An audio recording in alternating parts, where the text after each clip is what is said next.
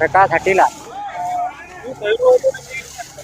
સાહેબ અમે લોકો નગરપાલિકા વલસાડ નગરપાલિકામાં કામ કરીએ.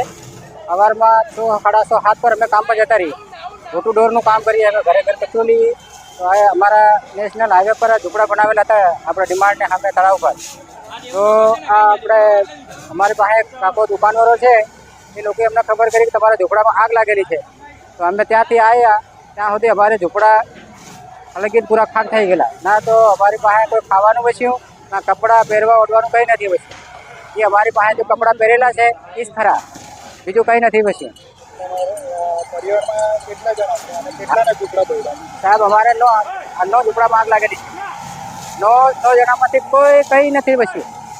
પૂરું ખતમ ખાક થઈ ગયું આગથી.